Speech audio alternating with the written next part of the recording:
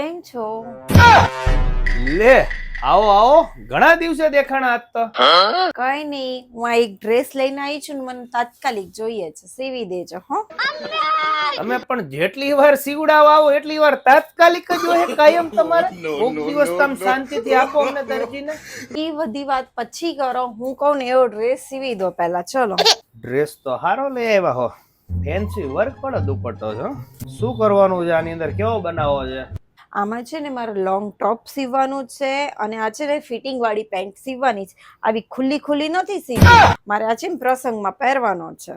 અરે ફિટિંગ વાળા, આનાથી ફિટિંગ વાળું પેન્ટ થાય નહીં. આ તો બધી લેગીસ ના સ્ટ્રેચેબલ કાપડ હોય અને આ કાપડ તો જો સિલ્ક નું છે.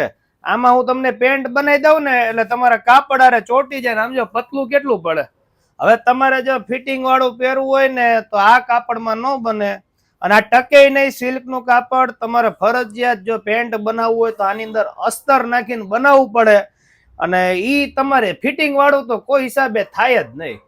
શું ના પાડો છો? હમણાં મેં થોડાક ટાઈમ પહેલા છે ને એક રેડીમેડ ડ્રેસ લીધો હતો ને, એનું મસ્ત ફિટિંગ આવ્યું હતું પેન્ટનું, તો તમે મને એવી કરી દો ને.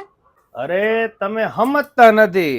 આ જો અત્યારે જે એક બેન રિપેરિંગમાં આપી ગયા ને, આ રેડીમેડ ડ્રેસના જે પેન્ટ આવે ને ઈ સ્ટ્રેચેબલ આવે. જોઈ લો કેટલું સ્ટ્રેચ થાય છે. હવે આ તમારું કાપડ રહ્યું સ્ટ્રેચ થાય, આ સ્ટ્રેચ કરવા જાય ને તો કાપડ નીટી જાય અને તમારો 1200-1500 નો ડ્રેસ પતી જાય, સિલાઈ માથે પડે.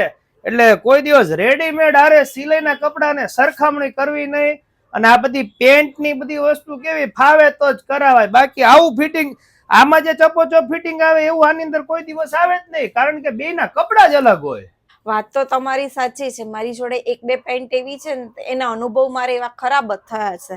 તો આની પત્યાલા તો સીવાશે કે નહીં સીવાય? તો એ સીવી દેજો, બીજું શું.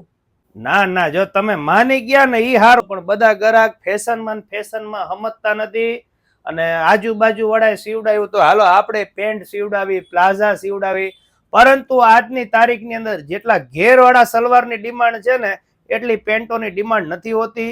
પેન્ટ તમને કદાચ પહેરવામાં ઈઝી લાગે પણ જ્યારે તમે બેસો છો ને ત્યારે પેન્ટ ઘણા બહેનોને ઉપર ચડી જતા હોય છે, કારણ કે સ્ટ્રેચેબલ કપડું નથી હોતું અને ખુલ્લા પેન્ટ રાખી તો ગ્રાહકને ગમતા નથી.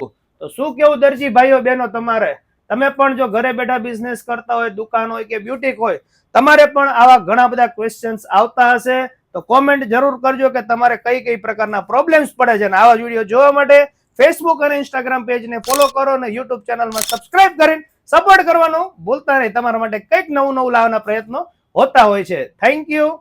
આભાર.